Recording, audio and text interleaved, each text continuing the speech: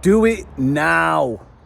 When is now a good time to do it? When is now a good time to do it? Do it now.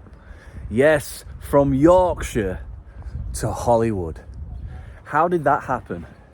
It's not a normal thing, actually. I mean, if you've seen the movie Billy Elliot, you kind of get a vibe on who I am. I'm not your normal lad from the north of England. You know, there was always something a little bit different about me.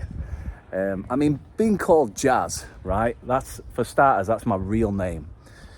On the birth certificate, baptized, J-A-Z if you're in England, J-A-Z if you're here in Los Angeles or America.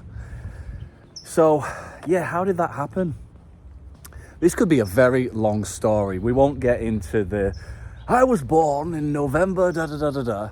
We'll just start from, I was 28 at the time, and I was working as a teaching assistant with unruly children in Yorkshire, England, in the north of England, when I came for a trip to LA to visit a friend. And I just had this feeling. I had this feeling that I just wanted to be here. And at the time, I didn't have any money, hardly at all.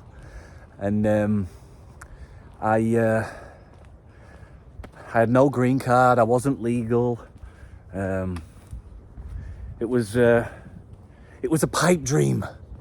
It was like, if you talk to them or they, that have all said, there's no way it can happen, there's no way you can do it. But I'd come over, basically for a couple of weeks, might have even been 10 days. And there's a few details, but the long and short of it is, I remember calling my mum and dad from North Hollywood, and I said, I'm not coming home.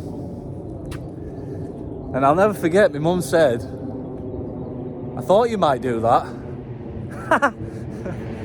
Maybe she had a feeling too. So I thought you might do that.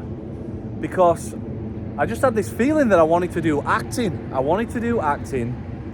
had this feeling that was calling me. We get these feelings, don't we? We can bury them. We can bury these feelings with maybe drugs, alcohol, sex, addictions. We can bury our instincts, or we can act on them. We have these instincts, right? Whether it's your brain saying you got to clean your car, or you got to clean your closet out, or you've got to say something to your boss about that resentment, or whatever it is, we have these instincts. And sometimes we bury them with addictions or toxic behaviors, or sometimes we listen to them and we act on them. I think that's why that theme of do it now, do it now, do it now, it's a good one.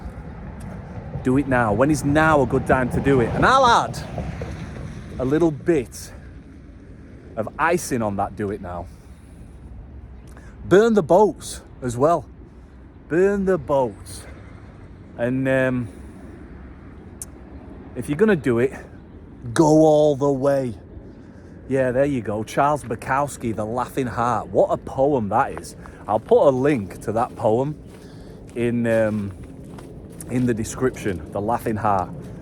And I think he says something on the lines of, if you're going to do it, go all the way.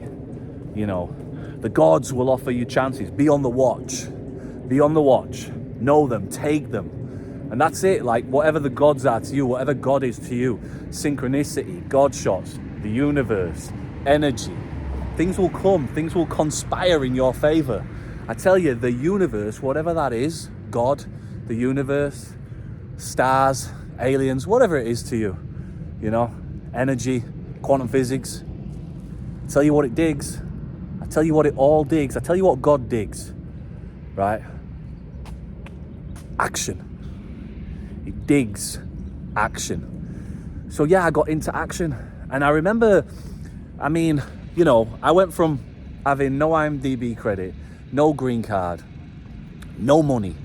I did have about 800 quid, but I gambled that I gambled it. I remember at the time I had to say to my girlfriend, hey, you know, I said I was going to pay rent. Yeah, that's not going to happen. The Lakers lost. I put all the money on tennis and basketball and God knows what. And I'm a compulsive gambler and we've got to go to a meeting. I found a meeting online. We've got to go to it. So after she finished crying and thinking, bloody hell, what have I got myself into here? We went to that meeting, Tuesday night, North Hollywood, Temple Beth Hillel School, and it changed my life. It changed my life. That meeting doesn't actually exist anymore. It's not there anymore. After COVID, the school stopped that meeting happening there. But that changed my life, and it changed my belief systems. All of a sudden, I started to see myself differently. I remember I took up the coffee commitment there, and I started making coffee every week for 6 months.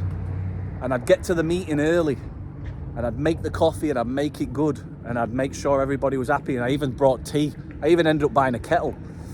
And I remember my girlfriend at the time, she'd give me a couple of dollars so I could put something in the basket, you know.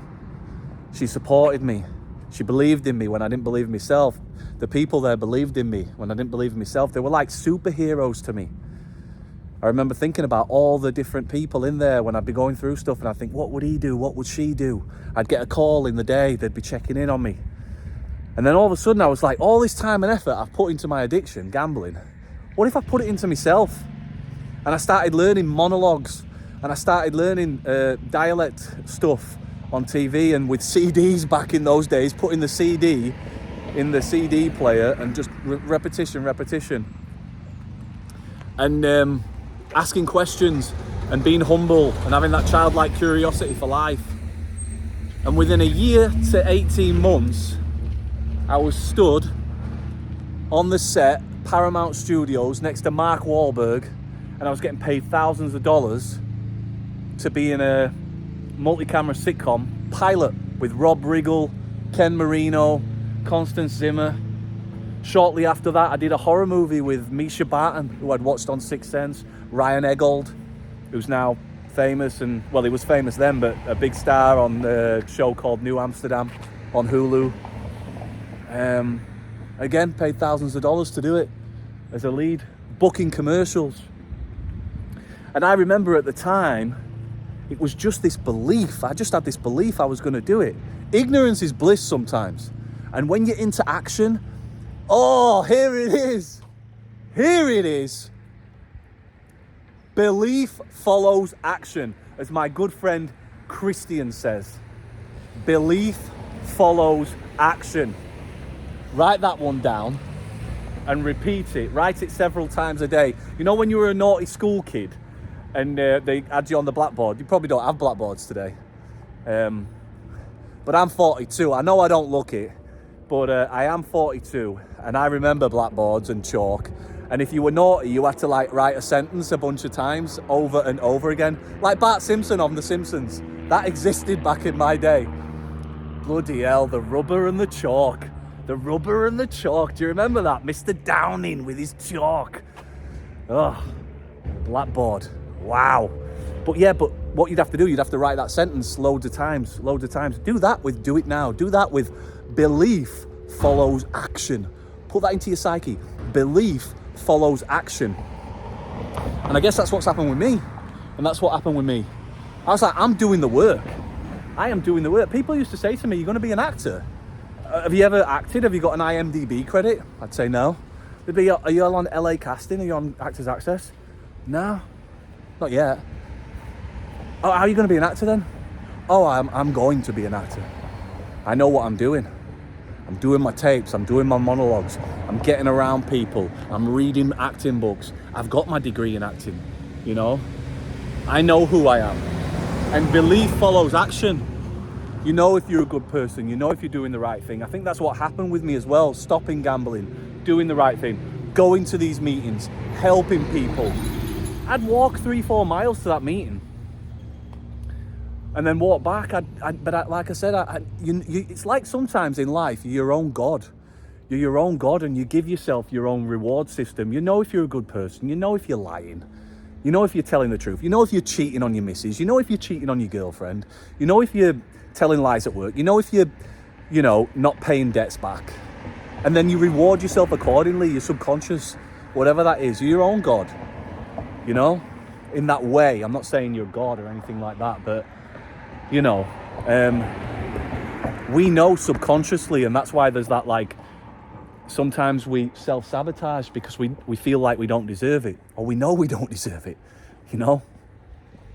So, yeah, belief follows action. Is that all I want to say today? Is there anything else? Yeah, just want to dedicate this to my friend, LJB. I'll put a link to his YouTube as well in my comments, or maybe in the description as well. He kind of inspired this video today. He was like, he knows I'm doing a video every day, and he said, you should tell people how you got from Yorkshire to Hollywood, from Yorkshire to LA. That's not a normal story. And obviously there's a lot more to the story than what I'm talking about right now, but those are the kind of bullet points, Those are the kind of bullet points. This could be a 3 or 4 hour special on Joe Rogan. Who knows? One day it may be. Speak it, believe it, receive it, and belief follows action. So, less talk, more action. Get out there. Don't talk about it. Be about it. Maybe bang on a bit of mijos, is it called? Mijos or something. Walk it like I talk it. Whatever it takes.